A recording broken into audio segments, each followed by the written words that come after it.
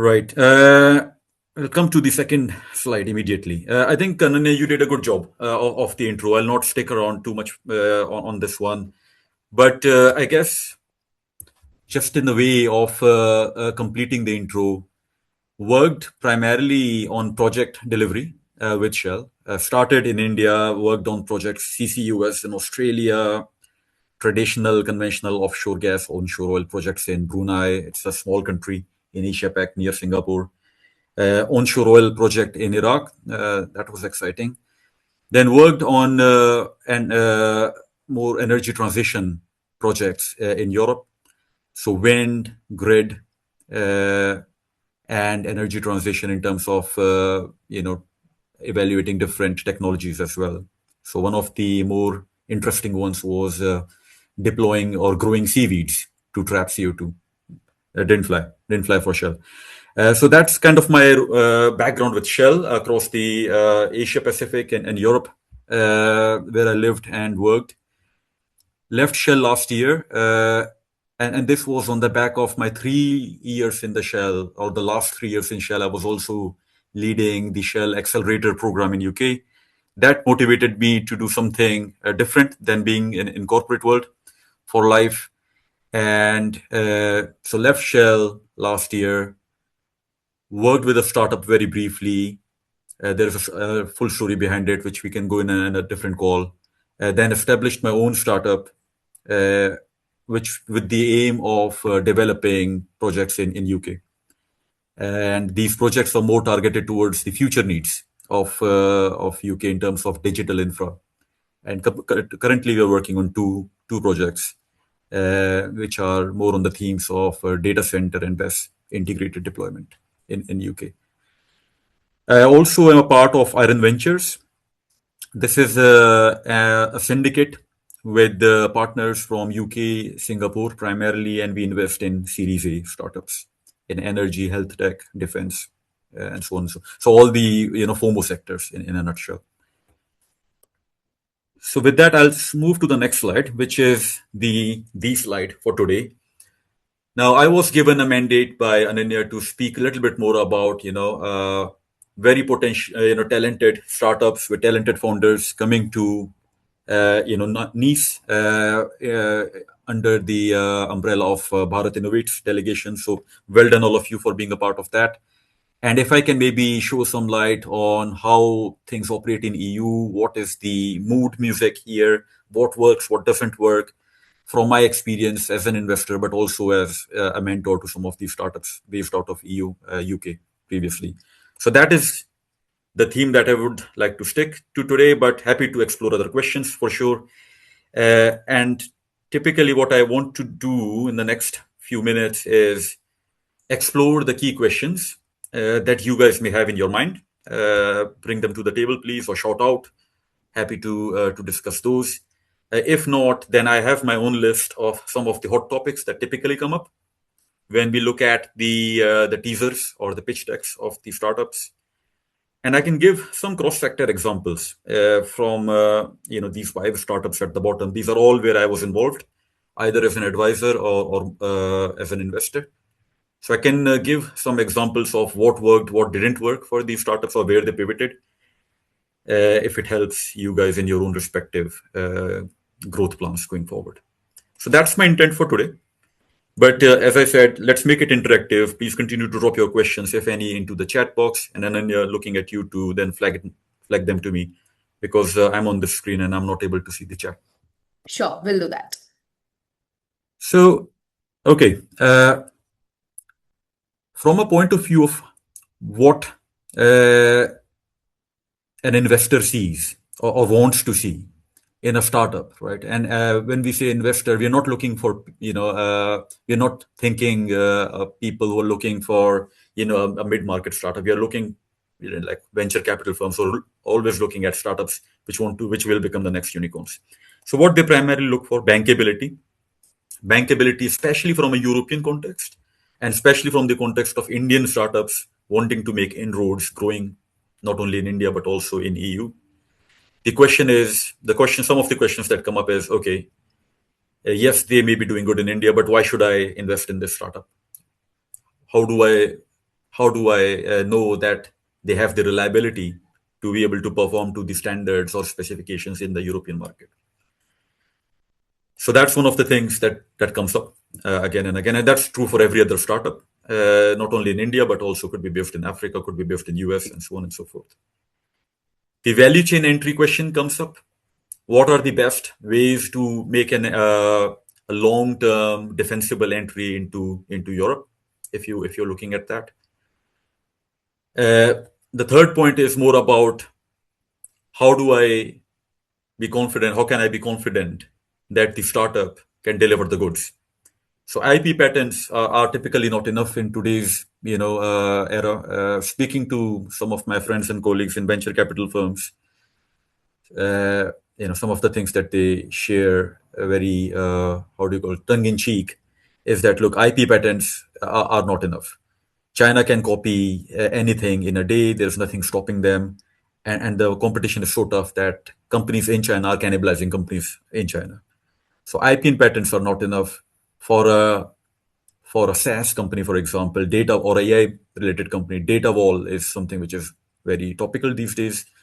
But for the startups which are in manufacturing, in capital or heavy capital industry or metals, mining, etc. Sectors, the defensibility can lie in some other parameters, such as the supply chain robustness or the speed to delivery.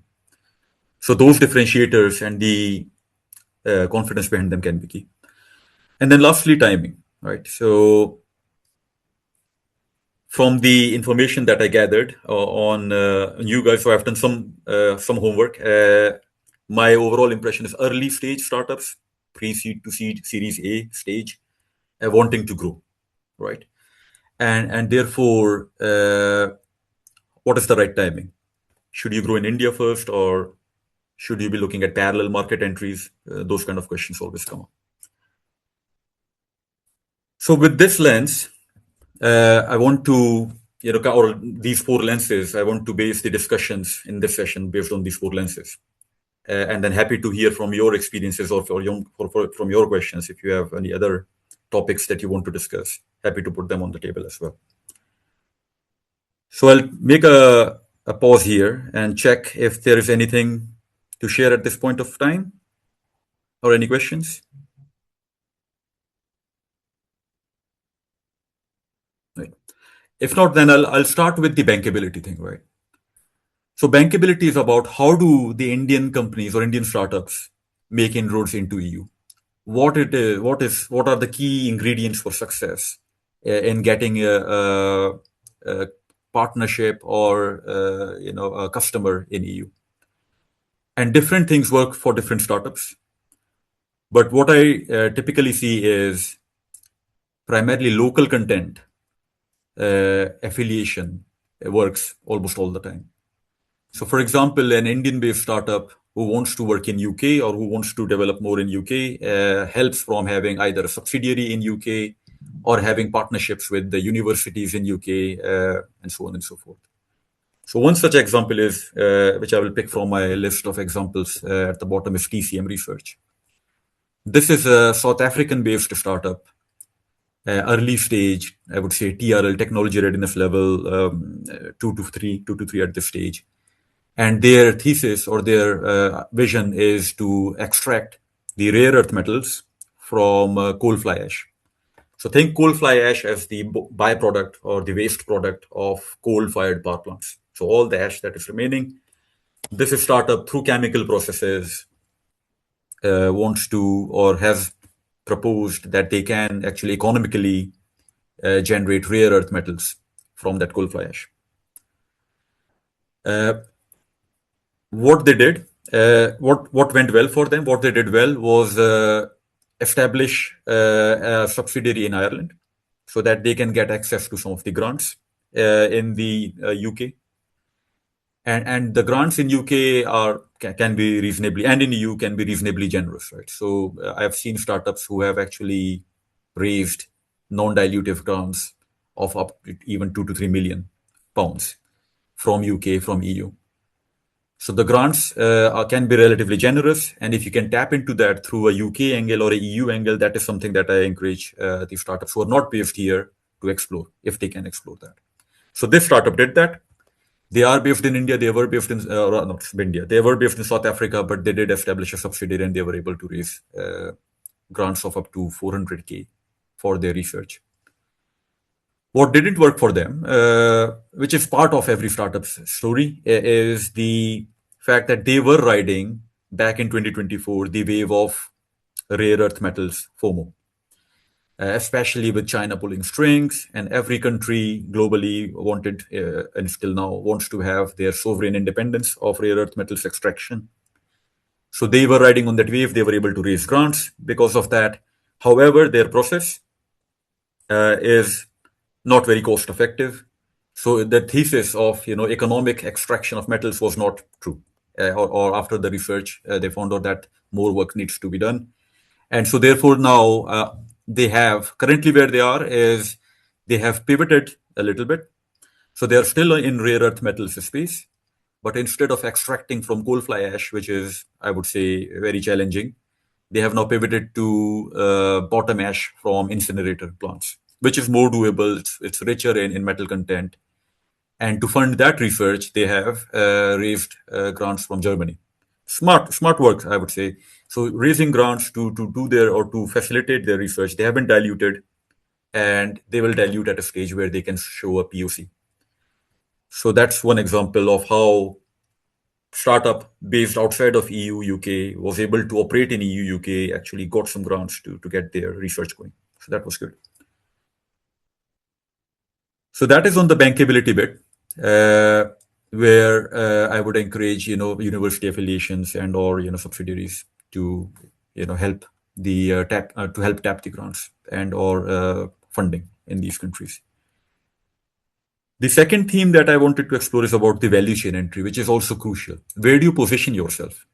Is it more a B2B or a B2C? And how do you approach the market? Are you competing with the established European-based or European kind of origin firms, or are you partnering with them?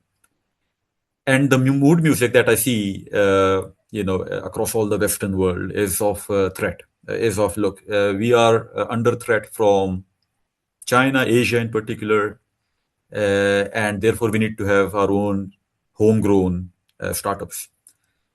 Europe in particular is having that FOMO element because there has been very few, when you can count them on your hands, unicorns in the last 5 years from Europe. And every innovator of any renown, they simply move to US uh, in Series A stage, or Singapore. Singapore is also becoming a hotspot for that. So there is a bias towards local homegrown startups in Europe, in UK, etc. And therefore, for firms who are coming in, do face that bias when they are wanting to expand their product line or if they want to expand their customer base. And some of these successful strategies that I've seen being implemented is by partnering with some of these firms, either through an OEM wrap. So you work with an original equipment manufacturer if you are manufacturing equipments, or in an EPC wrap if you are working in the services side of the industry. So one of the examples which I can share here is an SPV which I'm involved in. So I'm a partner in that in the equity partner in that SPV called FTP. It's the first tactical projects, and this SPV is developing a data center in Scotland. It's a 49 megawatt data center, co-located data center based in Scotland. And the way we eased the kind of the new entry or the new player entry kind of barriers is by linking hands with some of the established OEMs and EPCs in UK. So folks like companies like Arup, who are big name in engineering, are our partners, and OEM manufacturers relevant to this project, such as Boyd and Siemens, etc., also are in our EPC quilt. So having that having that big name affiliation did indeed help, how do you call it, build confidence in our investors as well as in the government as well. And when I say government, this is more about when you're deploying projects, it's about talking to the councils, talking to the local government for getting the planning permissions. And having that credibility through some of the local players or big name local players in your quilt definitely eases the permissions and the planning consents. So that is one way of approaching the market for some of you who may want to expand your manufacturing into European or UK markets. But if you want to sell your products, if the manufacturing is based in, let's say, India, you want to sell your products in EU, uh, then some of the regulatory considerations are important. So, for example, when I was going through the list of the startups, I noticed there were two or three battery players. So, if I remember correctly, Altman, ETRNL comes to my mind as some of the battery players who are either innovating in battery design or are innovating in battery efficiency or battery supply segments. So this is where some of the regulations are important to note. Now, I'm not a regulatory expert, but CBAM, for example, is very relevant here, and so is battery regulations. And these are just two examples. So what is CBAM? CBAM is cross-border adjustment mechanism. Cross-border adjustment mechanism, in one line, what does it mean is if your products are not manufactured in EU, then sure, yeah, you can bring them to EU, but be ready to either pay the carbon taxes in your own country. So there should be an accounting mechanism which shows that, especially if the products are let's say built using power. Just to give an example, built using power coming from a coal-fired power station. So either be prepared to pay carbon taxes in your country, but if your country doesn't have any mechanism like that, then be prepared to pay taxes on the border. So the border of entry, which is EU border in this case.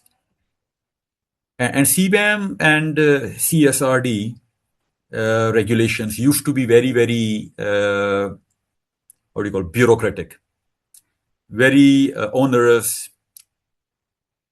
completely stifling growth in EU. EU, in any case, was not having much innovation, and these kind of regulations was stifling it further. The investment was being stifled.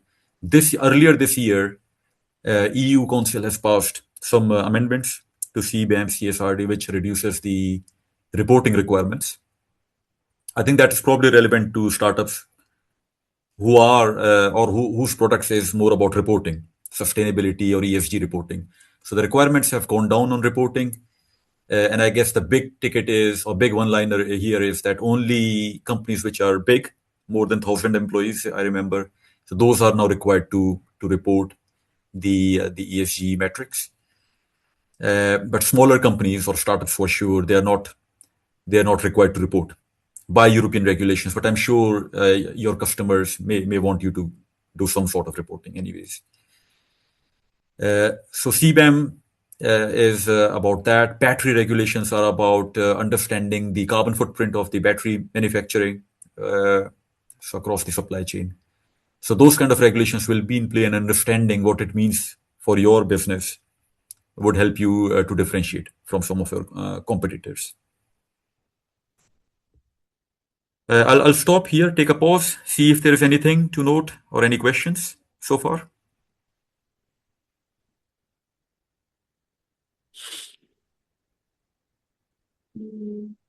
I think maybe at the last they might ask. Okay. Then I'll move on to the next one. And I think this is probably you may have heard already if you had discussions with investors.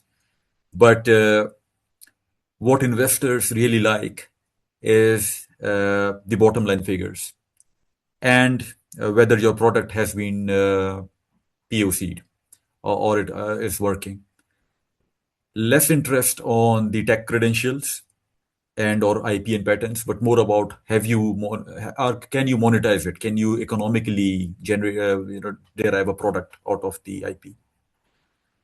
So it's a well-known fact that VCs, if you're approaching VCs for investment, they typically spend not more than 1 minute on your one pager or pitch deck, not more than 1 minute. And therefore, the pitch needs to be hard hitting on the growth, the team very much required for early stage startups, especially. But what are the money making figures? The IRR and the break even or the operational time frame and so on and so forth. And what is your plan, either in motion or already executed, for demonstrating your proof of concept (POC)? Have you already made partnerships with either firms or industry or government to deploy your POC? So this bit is very important. Sustainability, on the other hand, is not very hot right now, and I think this is more a realization of industry in the last 2 to 3 years, that while we were on the bandwagon of sustainability and anything that had sustainability in it was being awarded money left, right, and center back in 2020s to 2022, for example, those 2 to 3 years was the golden era of sustainability, in my view. Uh, Very quickly, corporates and investors figured out that sustainability on its own will not carry the weight of the idea. It has to be economic. It has to be competitive. If it is competitive and economic, and if it is reducing the carbon footprint, then perfect. Then sure, they will invest, and they will preferably invest. But if it is only reducing the footprint but not doing much in terms of generating the returns, then nobody's touching that with a long barge pole. And there are many examples in that category. Companies like big companies like my own employer, ex-employer Shell, who made big plans to invest in renewables and energy transition initiatives like hydrogen and so on. But they scaled back in the last 2 to 3 years to initiatives which are able to give Shell the IRR which they want. Similarly, all the even the financing has it had a reality check. All the claims that ESG based financing can be done for even subpar projects because the stakeholders are committed is simply not true, and has simply not taken place. Except few projects which I would say are exceptional, investors have not shown that what do you call conviction or commitment to invest in subpar projects because they are sustainable. That has simply not materialized, and therefore, what the reality now that is coming very much to the fore is, look, sustainability is good, but the project has to make money. If the project is not making money, then okay, then pivot, do something else. And like I said earlier, to my third point in this category, the differentiators beyond the technology IP or patent, but differentiators such as your claim on supply chain or your robustness in delivery and or the pace of delivery are very critical nowadays. So it's in a way replicating what China has done so far. It's not in innovating the product, but it's how you can flood the market with a good quality product so that you have 70 to 80% of global supply chain locked under your own wings. So that is what is the world is recognizing now, and that is what investors also want to see when they are seeing the new products coming onto their desk. Yeah, Arjit, sorry to stop you. So there's a question from Abhishek. Are the fin metrics being asked more near term or long term? It depends on, so Abhishek, it's a good question. It depends on who your investor is. If for an early stage startup, typically what I see is that a family office, especially a family office as in a personal high net worth investor, an investor who might be passionate about the cause, they may be more forgiving in terms of the timelines, and especially in deep tech, that is, those are the investors that are in play. So I worked with an example to share here is I'm currently working with an health tech startup in IVF domain, and we will invest in the next round once that comes in later the part of this year. And the timeline for their first product is in 2031. It's a long timeline for their first product, and lots of it is a UK-based startup wanting to operate in UK, Japan, and US as their first market, and India as the later part of the plans. And the regulatory requirements are very very stringent, right? So it's a long-term play, but the investors who have already invested in the pre-seed and seed stage, they know that, look, they are passionate about that cause. They know that this will fly, and therefore they have committed. So that's one part of the spectrum. But if you're talking about VCs, and especially with their cycle of churn, they may want uh, a startup which has already uh, proven their concept, which may already be revenue generating, and now they're looking to scale up from one corridor to multiple corridors, or one country to multiple countries. So they don't typically, in my view, have the patience for the startup to take their time doing their R&D, but more about can they now grow, and we are coming in at an early stage, so still VC, but helping them grow into different sectors, or not sectors, different geographies. Abhishek, does that help answer your question?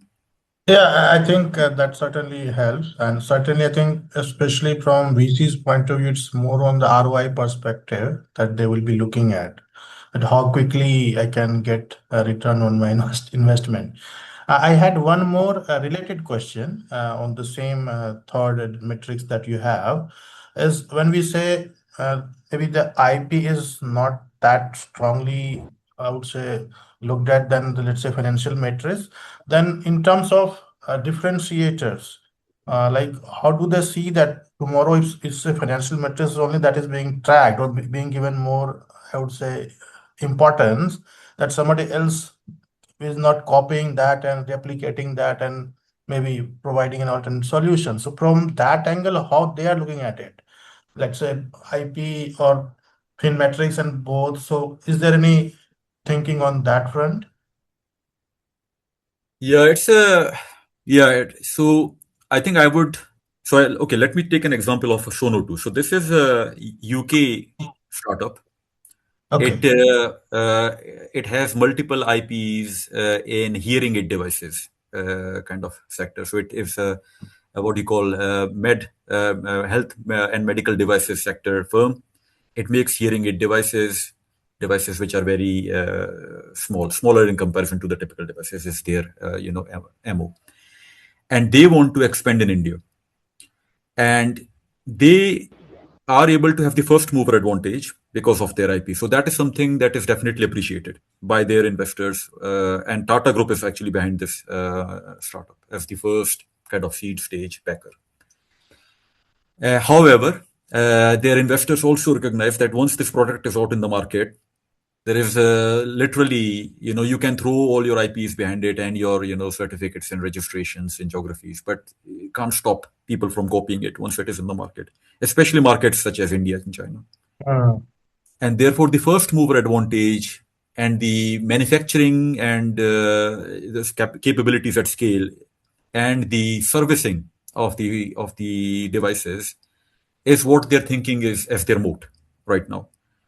So the ability Okay. to not only deploy quickly, but then also to have the servicing stations, could be mobile servicing stations, could be located in key places in cities, so that the user is tied to their product, is what they're thinking. So that's what they're thinking as their moat rather than the IP only. So IP, yes, helps them with first mover advantage, but they are not relying on that to stay in the market for long. Interesting. And thank you for this insight. Certainly helpful. Yeah. So which startup are you working on, Abhishek? Just to I get. am a part, yeah, I am part of Urjanovec. We are in the CO2 capture and utilization space.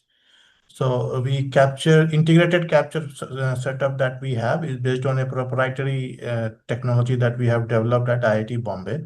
Uh, and what we are doing is we are capturing the CO2 and converting it to industry ready product. We have our own IP patent, all are filed. And from that perspective, I'm looking at like how do we differentiate between something which is like uh, have been backed by strong research and have something innovative vis-a-vis something that only from the ROI lens. Certainly, we have very strong ROI, but just for understanding purpose, that was the reason behind the question that how they are looking at it. Hmm. Hmm. Sure, sure. Yeah, no, absolutely. I think it'll be I've it'll still be along the lines of what I was thinking earlier is you have to have other modes other than IP Right. to stay in the market. Yeah. Absolutely. Yeah, I agree to your point. Like certainly, what we have also seen that certainly somebody is investing, so the ROI part becomes very critical. We have also seen many of our conversations that ultimately, end of the day, what is the return on the that the money is being invested and how fast we can get it back. So certainly that we have looked into, and that's why we are focusing more on the, let's say, utilization perspective of this process. But at the same time, I think something innovative which has been developed, how they are valuing it, how they are differentiating that part is that's what I wanted to understand. Yeah, yeah, yeah. So Okay. no, perfect. I think if you are also hinting about how the valuation is done, uh, and that's a good question for an early stage startup. How do the VCs value the equity that they are investing in?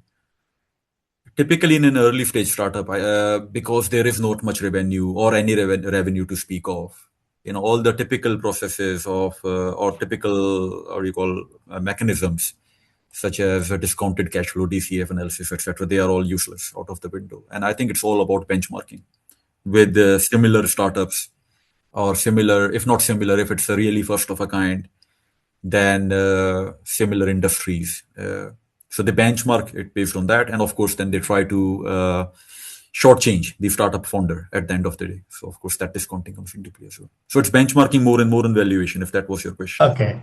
Yeah. For the early stage, once you have the revenues going or established kind of a market, then that's more about then the revenues and the growth path, so on and so forth. Okay. Understood. Yeah. Yeah. Yeah. Thank you. No worries. Thanks. And I think on the last theme, and especially because from my notes, most of the startups that are traveling to France are early stage startups, if not all. I think a key question that comes to mind is it may be possible that this meeting or this conference is more about how you build relations for future, not for today, because the product is not ready today, but build relations for the future or find areas for testing your product in EU.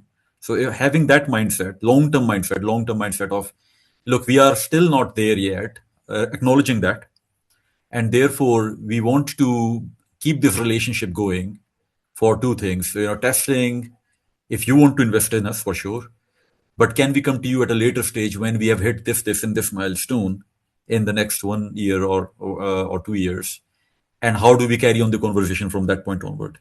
So that could be something that you should all be looking forward to doing, because if you can get a champion, an internal champion in EU, then I mean, coming back to the bankability question, why should EU invest in a startup from India?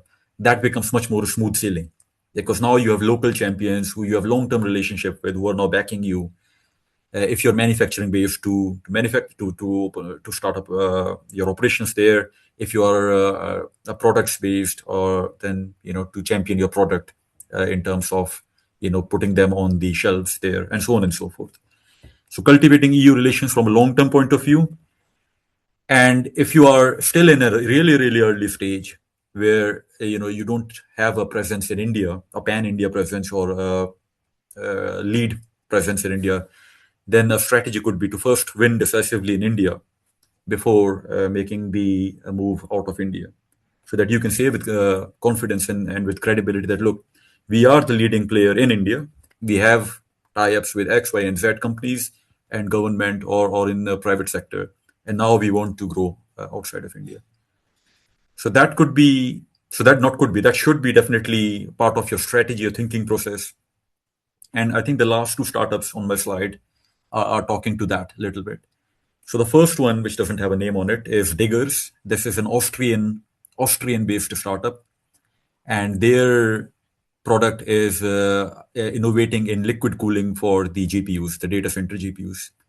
So they have designed a alloy which can transfer heat faster in very simple terms. And when they first worked with me, they were thinking of deploying their product in 3 geographies simultaneously. So South America somehow came into their mind. Africa, because they were talking to Nigeria for whatever reason, and then of course EU. But their POC is not even operational yet. So their proof of concept. So they have done a tie-up with a telecom partner in Austria, and they're going to pilot their project later part of this year. So without having a POC, they were already thinking of 3 geographies, which is okay, which is good, but it's not for today. It's probably for maybe 2 to 3 years down the line. First, prove yourself in Austria, in Europe, become the partner of choice for the key OEMs in Europe, like Vertiv, Schneider, and so on and so forth. Once you have done that, yeah, then fair enough, go and partner with companies in UK, US, Africa, South America, wherever. But having that right frame of mind of how do you want to grow is key. And same with Rag Store. I think, but they had good strategy from get go. So this is a AI based startup. They have effectively used LLM as a platform to bring legal services for corporates. So effectively, they are trying to replace the corporate lawyers in a line. And they have started with one geography, with one country, Greece, as their starting point. I'm not working with them, but I'm part of their pilot because the founder is a friend of mine from London Business School, and they are now trialing from a couple law firms in Greece, and then they will expand from there. So that strategy of how you want to first set up a credible base and then expand from there is certainly something that everybody should be thinking about. So with that, I end my presentation. Hopefully it was useful in some manner for all of you, but I